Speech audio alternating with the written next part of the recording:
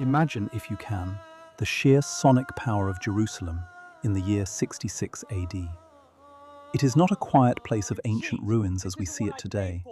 It is a deafening, vibrant, chaotic metropolis, the beating heart of the Jewish world. At its center stands the temple, Herod's masterpiece. Historical accounts tell us that seen from a distance, the temple looked like a snow-clad mountain because of the polished white marble.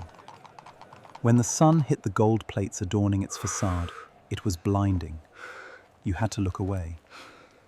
Before we journey back to the year 66 AD to witness the event that changed the world forever, take a moment to subscribe to Christian Origins. For the Jewish people, this wasn't just a building. It was the footstool of God on earth. It was the only place where the smoke of sacrifice bridged the gap between the Creator and his people. To defend it was the highest honor. To die for it was the surest path to glory. But beneath the smell of incense and roasting lamb, there was the metallic scent of blood and rusted iron. The atmosphere was thick with tension. Roman soldiers patrolled the Antonia fortress, overlooking the temple courts, their eyes scanning for sedition. The taxes were crushing, the governors were cruel, and the patience of the people had worn thin. In the shadows of the colonnades, whispers were turning into shouts. A radical faction known as the Zealots was rising. They preached a gospel of steel.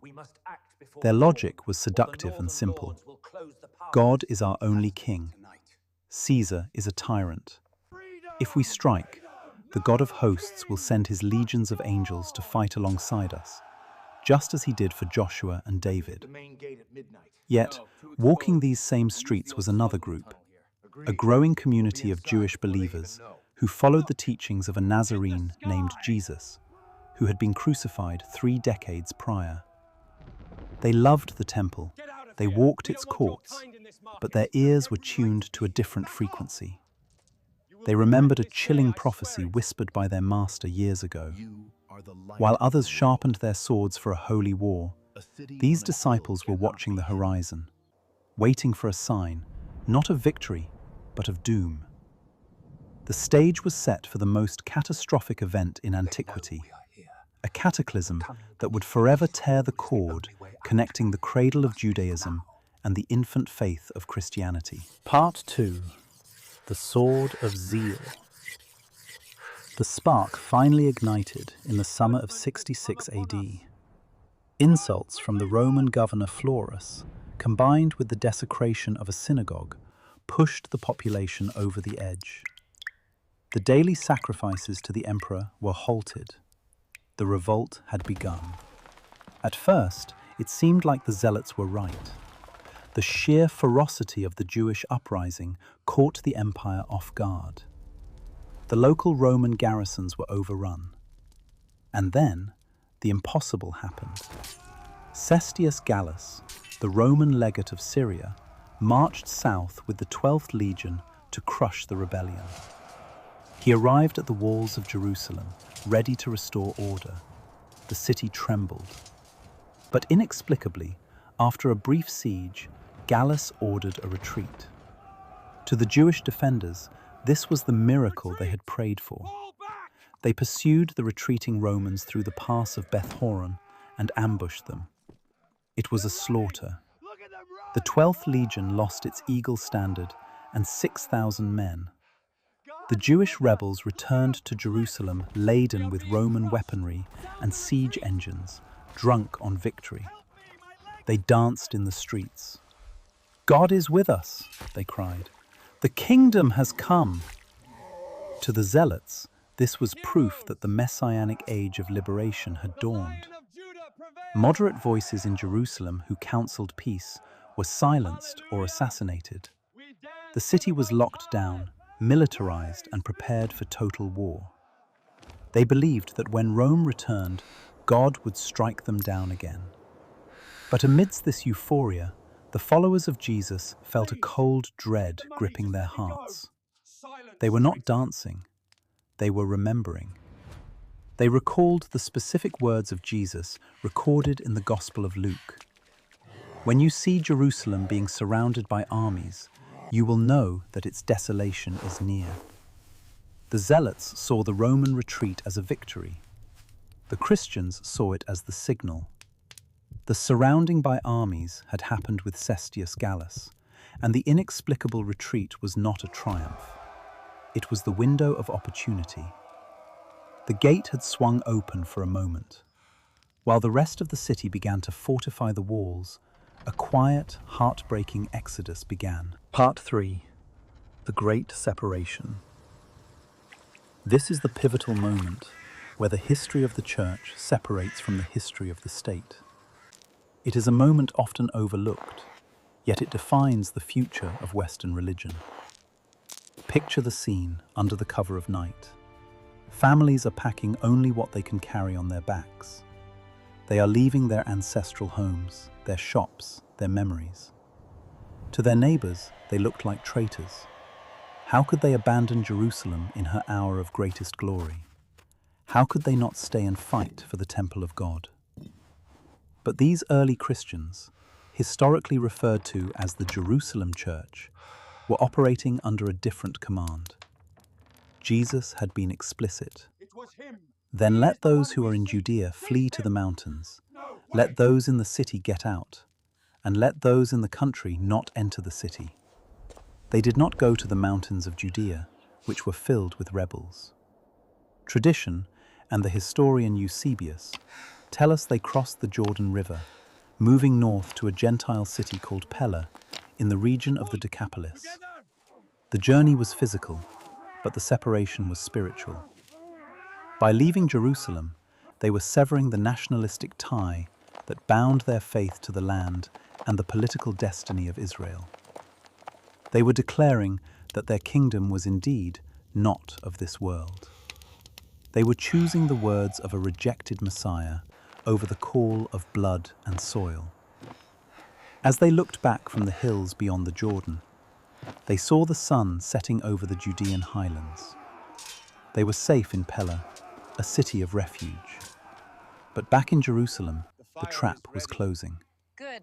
The Roman general Vespasian was methodically subduing the countryside, and soon his son Titus would arrive at the city gates, not with 1 legion, but with 4. The window was closed. The separation was complete. The year 70 AD brought hell to earth. Titus arrived during Passover, trapping hundreds of thousands of pilgrims inside the city. The siege that followed is one of the darkest chapters in human history. Inside the walls, the dream of the Zealots turned into a nightmare of cannibalistic madness. It wasn't just the Romans killing the Jews were killing each other.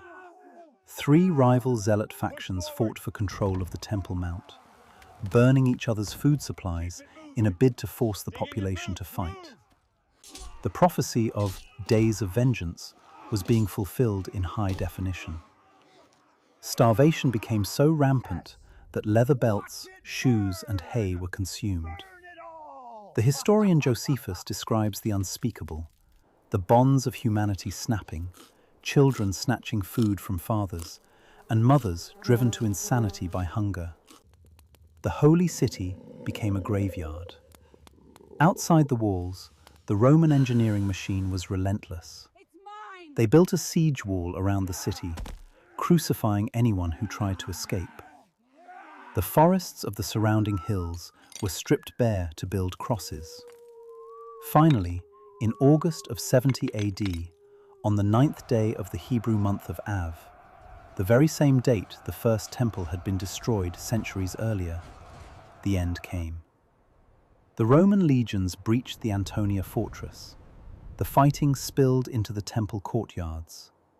The Zealots fought with the fury of men who believed that at the very last second, God would intervene. They climbed to the roof of the temple, waiting for the lightning bolt. It never came. Instead, a Roman soldier, acting against orders, hurled a burning torch through a golden window of the sanctuary. The dry cedar wood of the interior caught instantly. The roar of the fire mingled with the screams of the dying. Gold melted, and ran down the steps like water. The Holy of Holies, the place where the high priest entered only once a year, was consumed by profane flames. When the Romans finally entered, they set up their standards in the temple court and offered sacrifices to their eagle gods. The silence of God was deafening. When the smoke finally cleared, Jerusalem was a wasteland. The Romans, frustrated by the stubborn resistance, dismantled the city stone by stone. They toppled the temple walls until, quite literally, not one stone was left upon another, just as the prophecy had foretold. The Jewish Zealots, who had staked everything on a political and military Messiah, were annihilated. Their theology of national liberation lay buried under the rubble. But the story didn't end there. From these ashes, two distinct paths emerged, never to fully merge again. One path led to Yavne, where the surviving Pharisees gathered. With the temple gone, they reinvented the faith, moving from sacrifice to prayer, from the altar to the Torah scroll. This became the rabbinic Judaism we know today, a religion of survival, resilience, and the book. The other path led back from Pella. The Christians who had fled looked at the smoking crater of Jerusalem and saw a tragic vindication. They understood that the old covenant, centered on a physical building and animal sacrifices, had passed away. They saw the destruction of the temple not as the death of their religion, but as the birthing pains of a new spiritual reality where the believer is the temple. The separation was now absolute. The war had drawn a line in the sand. On one side was the tragedy of those who fought for a kingdom of dust. On the other, the survival of those who sought a kingdom of spirit. The Christian origins were no longer just a sect within Judaism. They were a distinct people, forged in the fire of prophecy and the survival of the Great Tribulation. The fall of Jerusalem was the end of a world. But for the small community in Pella, it was the beginning of a mission that would eventually conquer the very empire that had destroyed their holy city. This event changed everything. Do you think the early Christians were right to flee, or should they have stood and fought for their holy city? Let me know your thoughts in the comments below.